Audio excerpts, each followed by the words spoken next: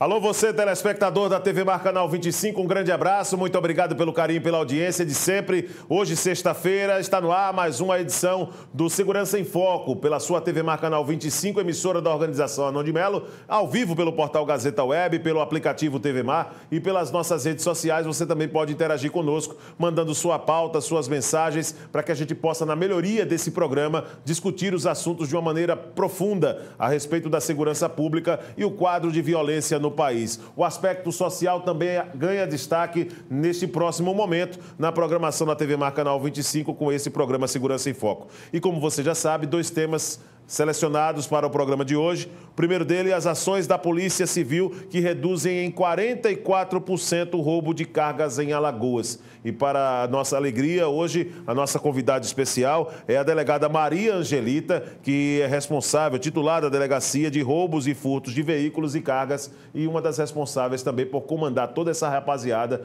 para comemorar nesse momento essa redução no número de roubos de cargas em Alagoas. Nós vamos também falar de violência contra a mulher. Daqui a pouquinho também é o segundo tema do Segurança em Foco, com a presença do Geraldo Magela, a presença também do Leonardo Moraes, do Flávio Saraiva, integrantes do programa Segurança em Foco e que você já sabe, todas as sextas-feiras ao vivo, a partir das 9h30 da manhã, a programação da TV Mar Canal 25 dedica também esse espaço de 1 hora para discutir os assuntos da segurança pública em Alagoas, no Brasil e no mundo. Tudo isso agora aqui no programa Segurança em Foco, que está no ar.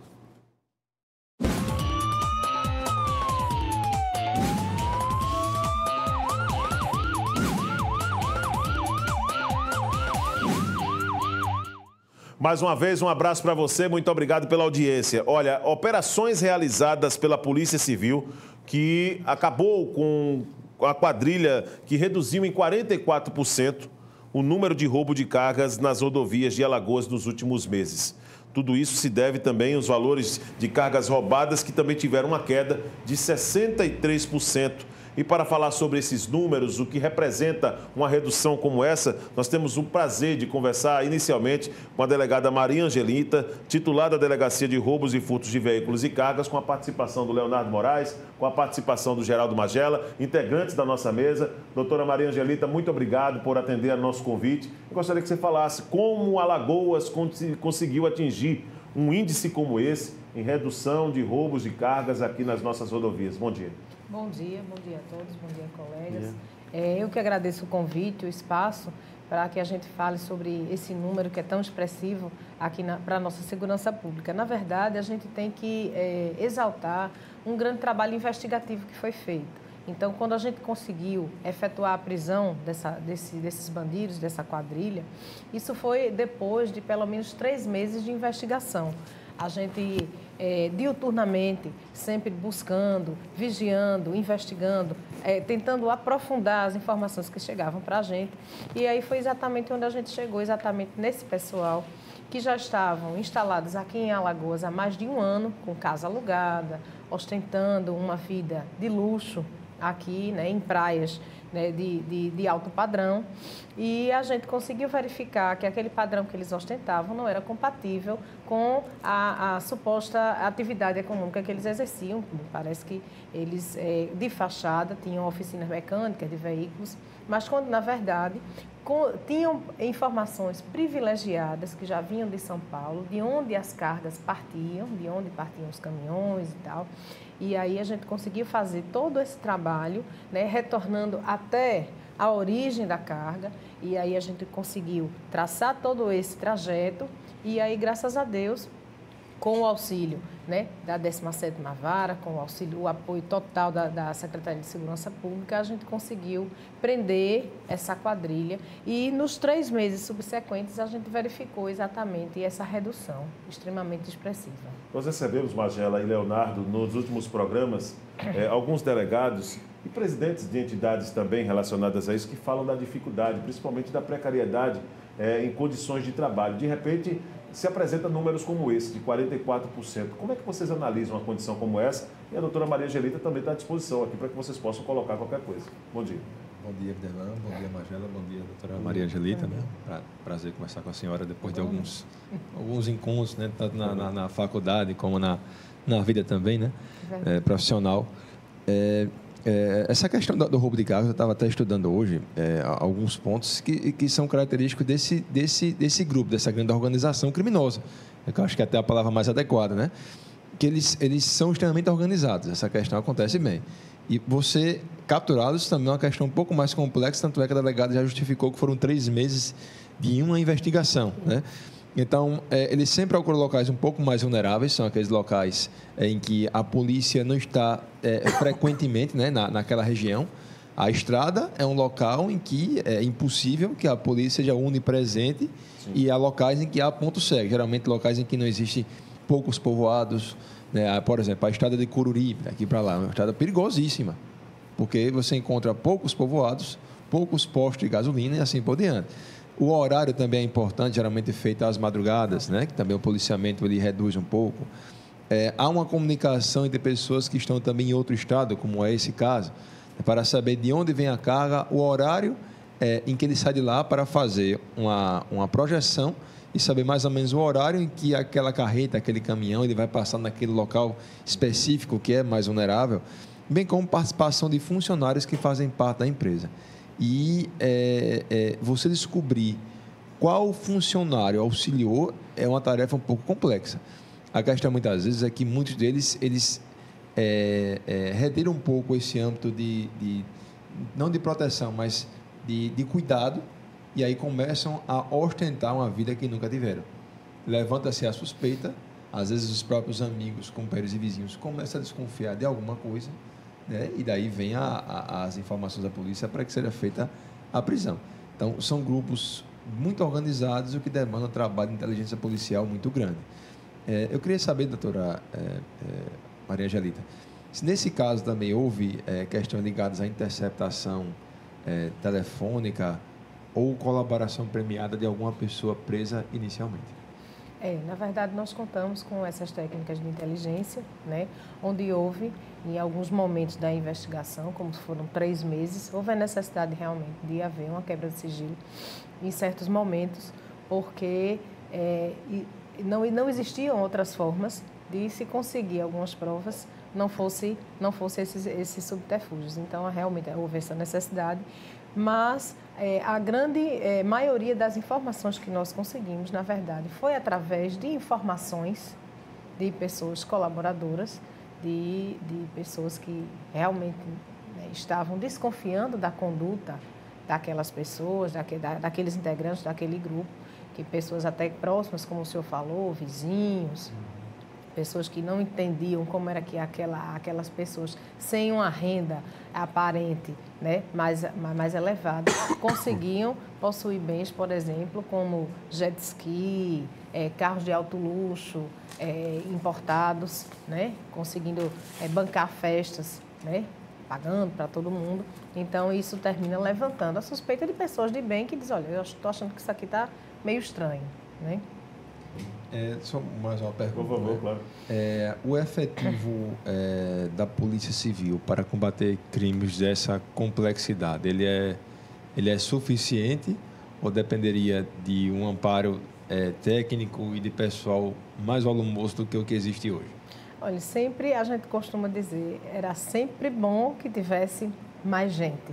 Nós temos hoje na Delegacia de Roubos e Furtos de Veículos e Cargas, para todas as atividades, seja de cargas, seja de veículos, os veículos que são roubados no Estado, tem que ser dado baixa no Sistema Nacional do Detran, tem toda uma vistoria para ser feita. Então, para tudo isso, nós temos hoje, contando comigo, um efetivo de 20 policiais. Nossa. Contando com cartório, contando com a equipe de rua. Então, a minha equipe de rua, eu posso dividir esse número pela metade, não chega a 10. Foram esses 10 que conseguiram, abnegadamente, né, diuturnamente, todos os dias, procurando, buscando, com o apoio do Departamento da Capital, através dos policiais da doutora Ana Luísa, que eu acho que somam mais aí 4 ou 5, também extremamente dedicados a essa causa. Então, nós juntamos as nossas forças com as forças da doutora Ana e conseguimos, dessa forma, acho que 12, 15 pessoas, conseguimos desbaratar aí essa organização criminosa, graças a Deus. Magela, a matemática fica difícil, né, de imaginar, por exemplo, tirando por Maceió, né, que é uma cidade que tem mais de 1 milhão de habitantes, quando se tem apenas 10, 12 policiais para poder garantir a condição de perseguição mesmo, de ordem, de estratégia, para poder coibir as ações de roubo de veículos, de cargas nas rodovias. Quer dizer, um número que chega até a ser estarrecedor, hein, Magela? Não sei, na sua opinião, se você já esperava também um número como esse, e nesse comando da doutora Maria Angelita conseguiu reduzir em 44% a condição como essa. Cada um merece pelo menos uma medalha de honra ao mérito, né, na situação como essa. É verdade. O número não tem a noção do número a doutora Angelita está dando agora. Eu dou noção geral pelo que o delegado Davino colocou aqui, né? Aqui. O número de delegados são algo como 120, 130 delegados para o estado inteiro. Então, quando você imagina que todas as ações das 100 delegacias que tem em Alagoas, o número de policiais acaba sendo muito reduzido. Em ações específicas como essa, para reduzir o volume de roubo de cargas e de carros, né, no estado, acho que carro 44 e 63 cargas, não é isso?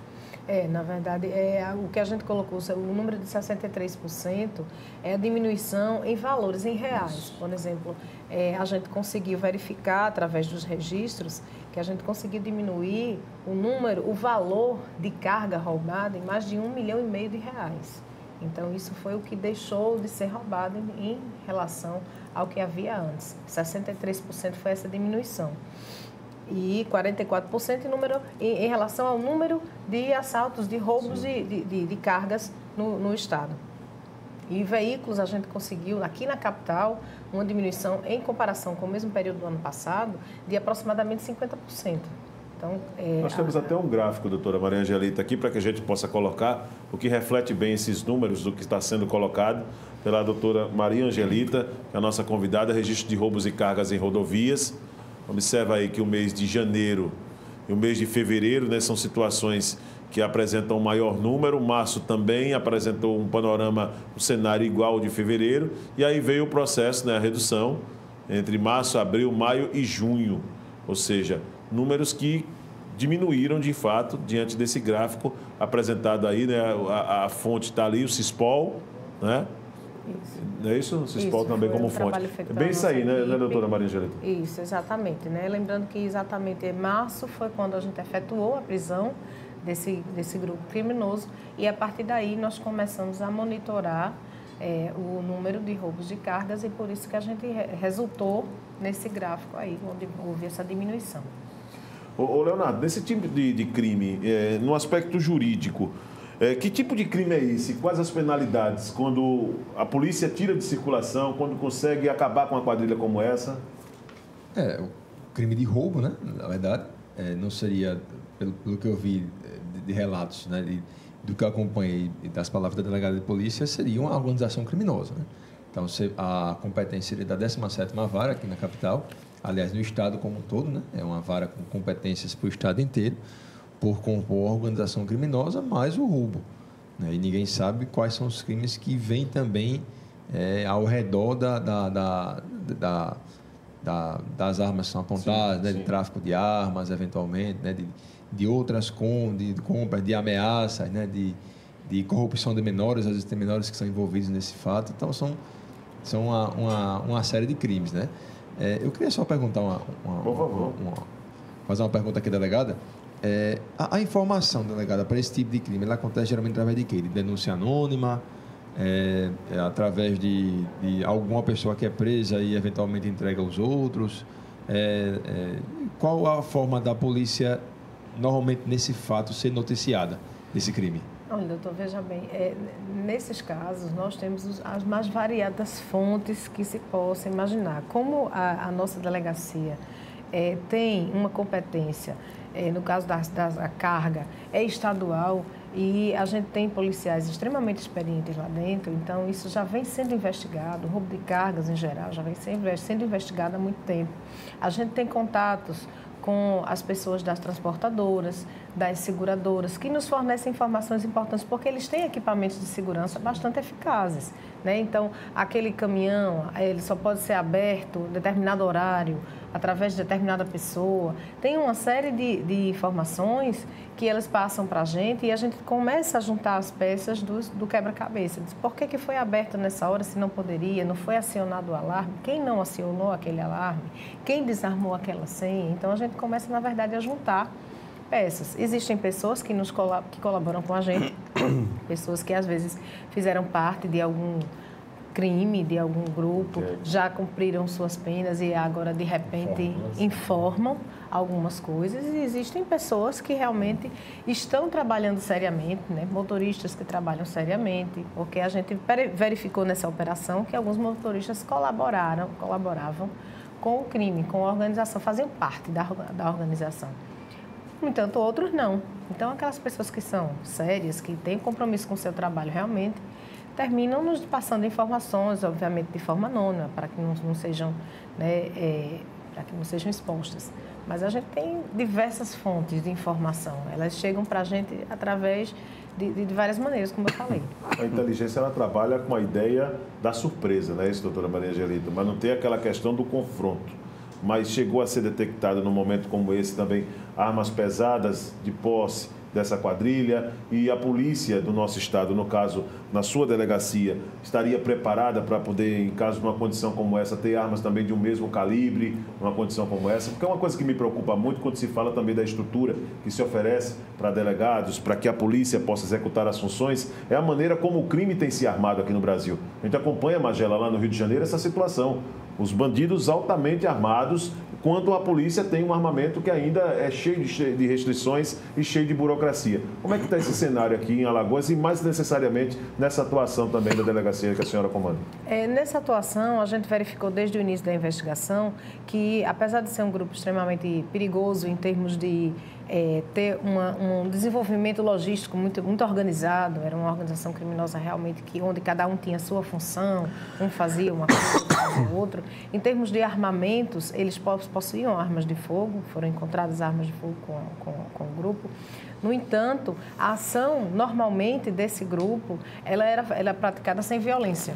Era praticada exatamente como eu digo, muitas vezes com a colaboração dos caminhoneiros. Sim. Eles buscavam, algumas vezes, não sempre, mas utilizar, fazer a ação, praticar o crime, de modo que não houvesse violência física contra as vítimas, né? Sempre exatamente corrompendo o motorista, corrompendo alguém de dentro de uma empresa para praticar esse crime.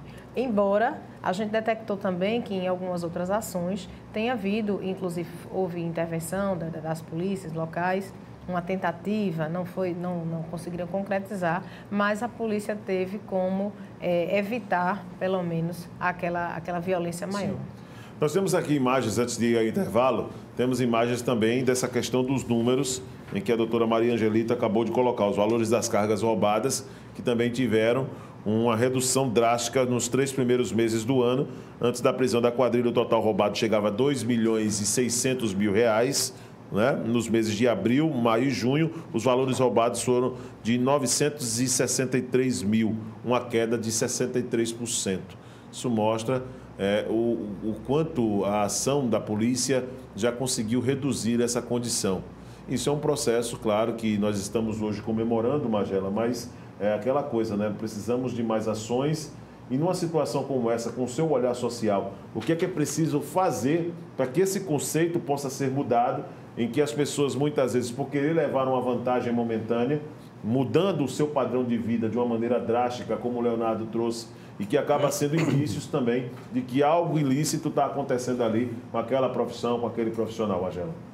Olha, essa questão do roubo de carga, de automóvel, o desmanche, se você não ataca na origem e quebra a circulação do dinheiro entre os membros da organização criminosa e até onde isso vai se ramificando, porque às vezes você começa no roubo de carga e desmanche de automóvel e daqui a pouco o sujeito está com outros tipos de empreendimentos a partir do dinheiro desse produzido pelo roubo, e está com fazendas, está com automóveis e em outras atividades, inclusive. Né?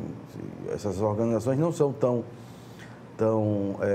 ingênuas ou primárias como a gente se imaginava, até mesmo acontecia no passado. Isso hoje tem uma sofisticação maior nessas organizações. Tanto a prova disso é que a delegada falou, de como eles organizam a partir da origem das cargas em São Paulo ou em outro centro distribuidor, até chegar no ponto do roubo e a distribuição do produto roubado em Alagoas ou fora de Alagoas.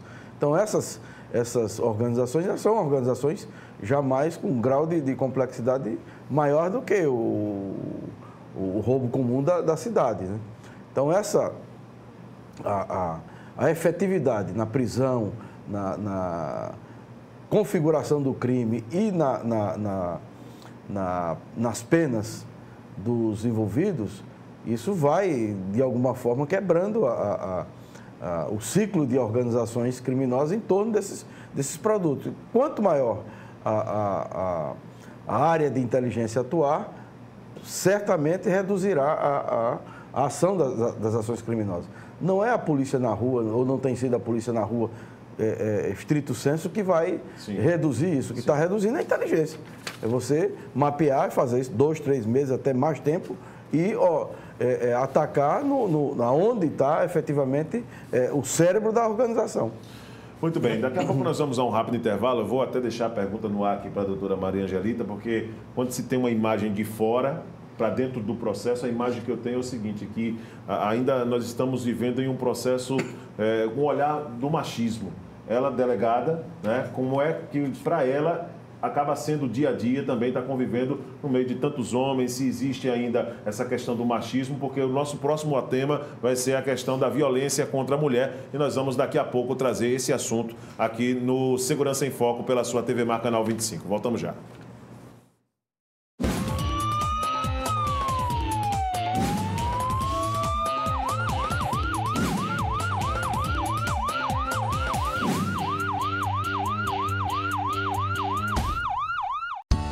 A Prefeitura de Maceió conta com você para combater o Aedes aegypti na cidade. Evite deixar água parada. Mantenha caixas d'água sempre fechadas. Encha os pratinhos de plantas com areia. E não jogue lixo na rua.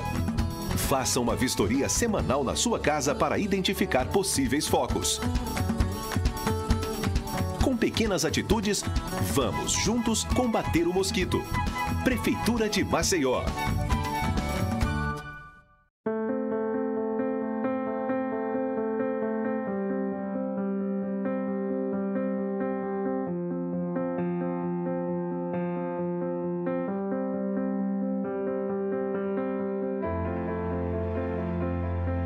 Acreditar nos leva mais longe. Esse ano, a Santa Casa reafirmou o nível 3 de acreditação com excelência. E continuamos a acreditar que podemos ser melhores. Dr. Arthur Gomes Neto, diretor técnico médico CRMAL 2503 RQE 1874. No trânsito é sempre bom ficar ligado, inclusive no caso de pequenas colisões. Em acidentes sem vítimas, retirar seu veículo do local para dar passagem ao trânsito não prejudica em nada o trabalho da perícia. Mas deixar seu veículo interrompendo a via prejudica você e o seu bolso. O Código de Trânsito determina multa para quem não contribui com a fluidez. Fique ligado. Acidente sem vítima. Tire o carro da pista. Uma campanha da SMTT. Prefeitura de Maceió. O Prefis 2017 está nos últimos dias. Se você ou sua empresa tem débitos notificados de ISS ou comprou um imóvel até 2015 e ainda não pagou o ITBI, aproveite os parcelamentos e descontos para ficar em dia com a Prefeitura. Mas atenção, o prazo final é dia 30 de julho. Acesse maceió.al.gov.br e conheça as condições de negociação. Prefis 2017. Ganha você, ganha a cidade. Prefeitura de Maceió.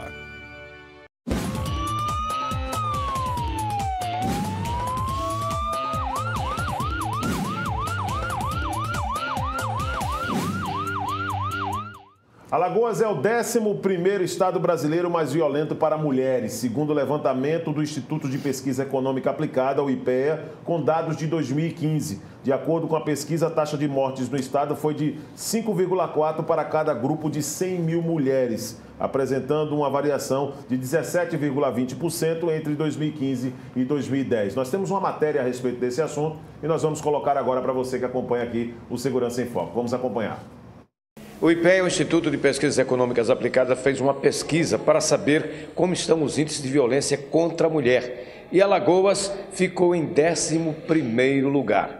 Eu estou aqui ao lado de Anne Caroline Fidelis, que é a superintendente da mulher. Ela nos fala sobre esses índices de violências que, na realidade, caíram, mas ainda não estão nos índices satisfatórios. De início, bom dia. Gostaria até de externar minha felicidade de estar aqui hoje diante de vocês falando desse tema que para nós é tão precioso, né, que é falar do combate à violência contra a mulher. E sobre esses indicadores, eu lhe digo que, como você disse, nós tivemos de fato uma redução. Pelo último mapa da violência, que foi publicado em 2015 e se referia aos dados até 2013, nós estávamos, Alagoas, na 4ª posição. E agora temos a notícia de que Alagoas passou a ocupar a 11ª posição. Obviamente que o nosso desejo é que Alagoas ocupe o último lugar em indicadores de violência contra a mulher. Porém, isso para nós mostra, na verdade, um indicativo de que estamos num caminho e que o nosso objetivo, o nosso ideal, que é a erradicação da violência contra a mulher, perpassa justamente por essas políticas públicas, por essas campanhas, pela condução em relação à repressão e também à prevenção à violência contra a mulher, que nós, enquanto Estado, também estamos promovendo. Muito bem, está aí então a participação, né, da representante. Essa participação aí, eu gostaria de saber aqui do Magela, e eu coloquei a pergunta para a doutora Maria Angelita também no bloco anterior, mas por que ainda é tão alto o número de mulheres que sofrem violência, hein, Magela? Olha, tem vários fatores. Um deles é a questão do machismo mesmo. O outro é a vulnerabilidade em que se encontram as mulheres, sobretudo, não só as mulheres da periferia, mas quando você tem uma relação, e acontece também na classe média, basta, se for um dia de segunda-feira na Delegacia da Mulher, pela manhã, você vai ver que o final de semana, com bebedeira, com farra, com tudo, você tem sempre desencontros na periferia ou na classe média e na elite alagoana. Ou em qualquer outro estado, você tem sempre um final de semana, como um final de semana que acontece violências contra as mulheres. As políticas de proteção, por exemplo, às mulheres, em Alagoas, é zero. Você não tem. A Secretaria da Mulher não tem nenhum programa hoje que tenha uma ação concreta tanto na questão da prevenção quanto na proteção de mulheres que sofrem violência e não tem como voltar para sua casa, por exemplo. Onde colocar essa mulher? Não vai ser na Delegacia da Mulher. Então, onde você teria a casa que acolhesse as mulheres?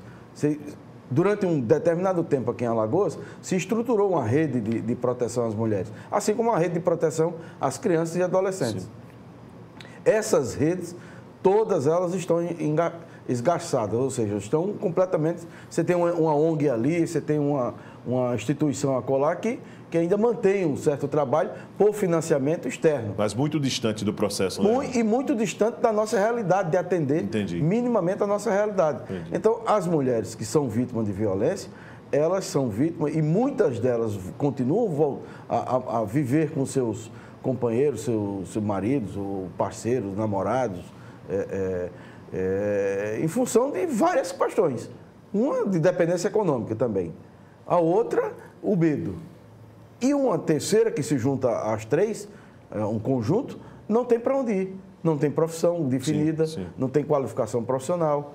Então, onde você vai como mulher, com filhos, conseguir emprego em Alagoas, por exemplo? Com que qualificação? Com que escolaridade?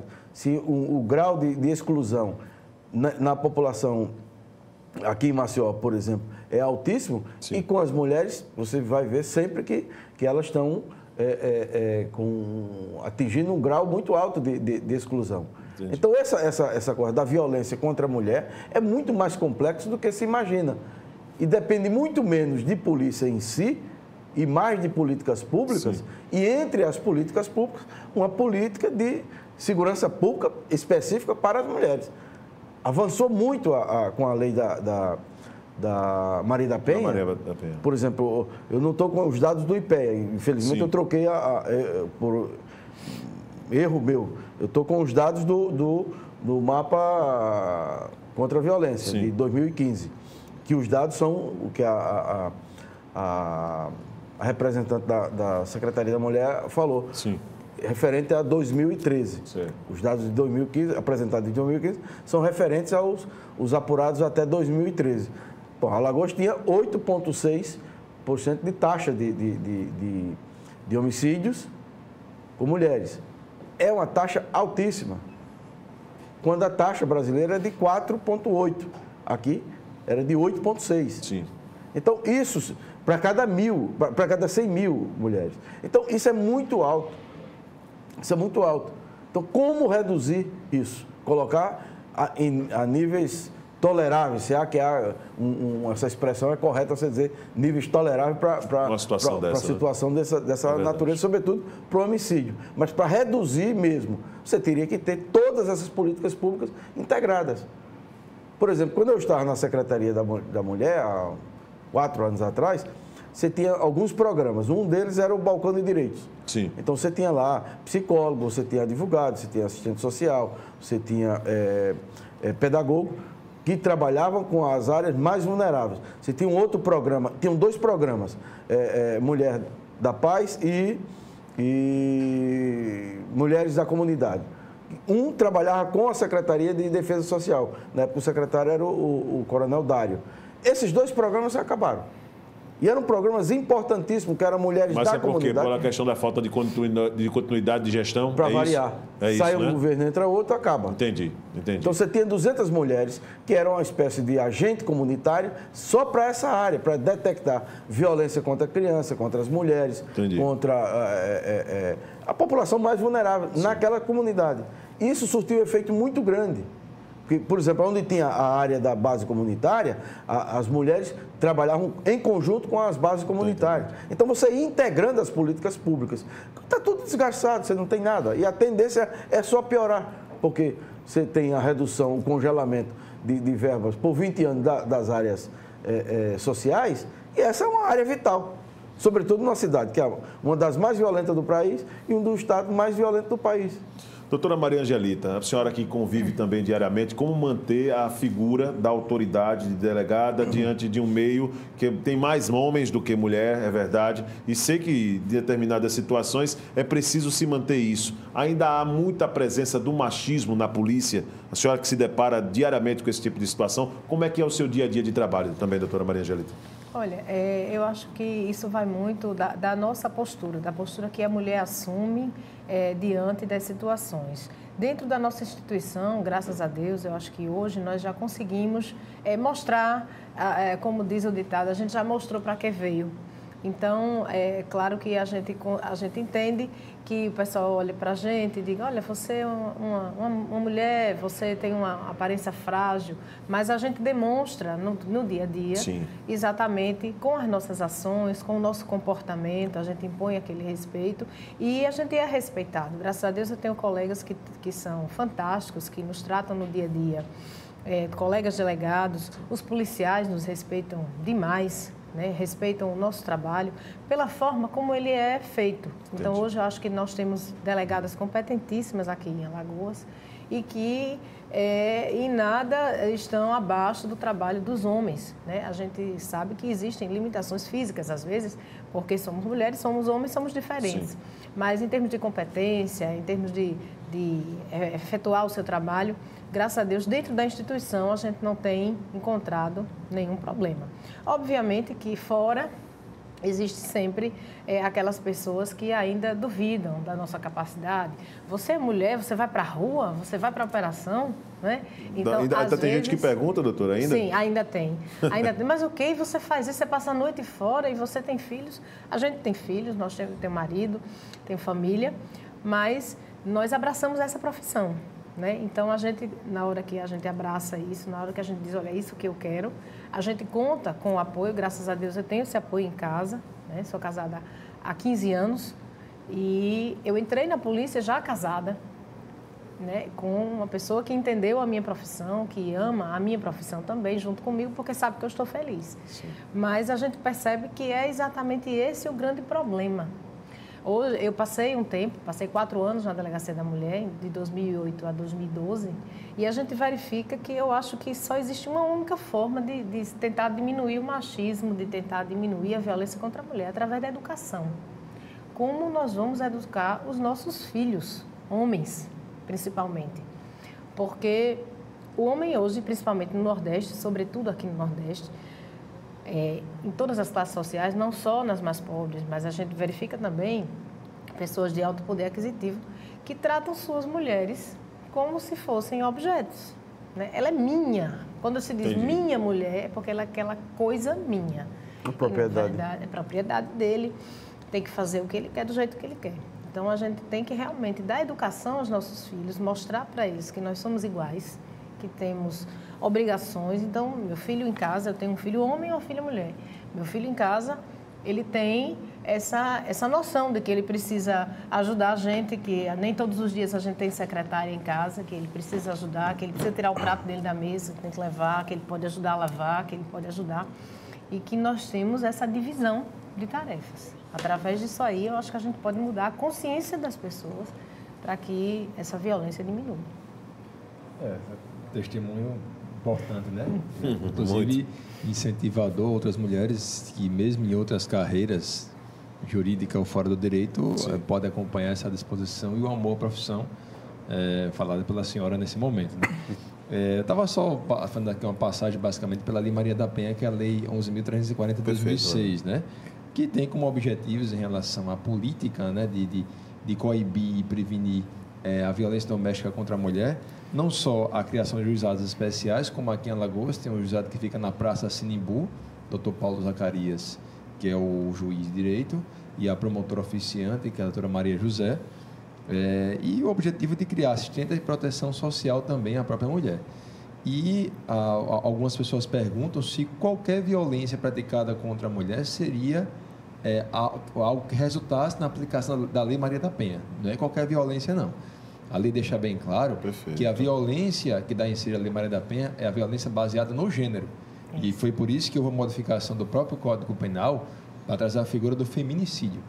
A violência de gênero é aquela que é baseada no preconceito, na situação de mulher vulnerável, de mulher objeto, né? Então, a expressão preconceituosa de você agredir a mulher pelo simples fato de ser mulher, e quando se fala agressão em âmbitos variados, como agressão física, patrimonial, emocional, psicológica, etc., aí sim daria ensejo a aplicação da Lei Maria da Penha. A lei também pode ser até aplicada, inclusive, a casais homoafetivos, desde que femininos, né? Não homens, mas somente mulheres. Então, é uma questão importante essa questão da violência baseada no gênero. Por quê? Porque é injustificável que, em pleno século XXI, se imagine que alguém vai desrespeitar uma mulher pelo simples fato de ser mulher. Perfeito. E nós que vivemos em um Nordeste, né, e em alguns locais em que existe essa falta de informação, né, esse machismo exacerbado, a gente percebe que isso se potencializa muito mais. Para que você venha incrementar essa coibição e a prevenção de violência contra as mulheres, a própria lei estabelece vários mecanismos, como a informação, a educação e a própria estrutura da delegacia de polícia. Houve aquele caso famoso no Rio de Janeiro, daquele estupro coletivo, em que se percebe que é possível afirmar que a violência que a mulher sofreu, ela, do ponto de vista sexual, pode ser tão ruim como aquela que o Estado também forneceu. Sim. Por quê? Porque ela foi, pelas imagens, né? Eu digo, não vi até agora a condenação, né? Não observando pela presunção de inocência. Aquele fato supostamente praticado, ele teria sido praticado com 11 ou eram 10 homens, que depois filmaram e colocaram, todo mundo já tem conhecimento disso. Mas a mulher chegando à delegacia de polícia, quem iniciou a investigação foi um delegado homem. Esse imagine é o primeiro ponto, né? É um ponto de revitimização. É verdade. Então, imagine, como foi a introdução, qual foi o local, qual foi a posição. A mulher se sente confortável em estar falando de ela se sente confortável com a delegada mulher. Com certeza. E é a imposição da própria lei de que a delegacia de mulheres seja feita por agentes de polícia e autoridade policial como mulheres. Isso já causa, primeiro, uma sensação de conforto maior.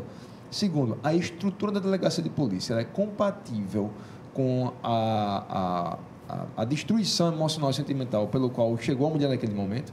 Então, por isso que pode ver que a cor é diferente, a delegacia de mulheres que fica no centro, parece que até mudou o local, né? Isso. A cor é rosa, né? É rosa. Então, a educação de quem está na recepção tem que ser uma educação diferenciada, porque a mulher, quando chega na delegacia, quando realmente há violência de gênero e quando ela se sente nessa necessidade, é porque ela vem sofrendo há muitos anos. E algumas tomam coragem de chegar no primeiro momento, mas muitas têm um histórico de violência gigantesco e ela tem que sentir que o Estado lhe oferece proteção. Sim. Então, a estrutura é importante, a assistência social também é importante, a prevenção da segurança e uma mulher para que possa lhe recepcionar e dar para ela a proteção que ela precisa depois de um fato, supostamente, né, tão bárbaro que foi praticado aí ao longo de meses, anos e sem solução de continuidade. Uma verdadeira aula com o nosso Leonardo Moraes aqui no aspecto jurídico, o nosso Geraldo Magela. Quero agradecer mais uma vez a presença dos dois. A doutora Maria Angelita, muito obrigado pela presença no Segurança em Foco. Volte outras vezes. Parabéns pelo trabalho na Delegacia de Roubos e Cargas, né? E também por comandar toda essa rapaziada aí nessas operações em que muitas vezes nós temos o trabalho também de poder acompanhar vocês e ver como funciona todo o processo. Parabéns pela figura feminina com esse perfil de liderança, mantendo uma imagem de autarquia mesmo diante de uma sociedade que requer mesmo de novas figuras assim. Parabéns e conte sempre conosco. Nós que agradecemos. Doutora Maria Angelita foi a nossa convidada neste Segurança em Foco desta sexta-feira. Na próxima sexta, Geraldo Magela, Leonardo Moraes, Flávio Saraiva, todos eles aqui presentes conosco para trazer mais assuntos relacionados à segurança de uma maneira geral no Brasil, em Alagoas, num aspecto realmente social que acaba sendo muito importante também nesse debate, nesse momento de discussão que nós temos aqui. O prazer de sempre compartilhar todas as sextas-feiras ao vivo na programação da TV Mar Canal 25. Acompanhe a nossa reprise no decorrer da semana, tá certo? De acordo com a grade da emissora. Um ótimo fim de semana para você. Até o próximo programa.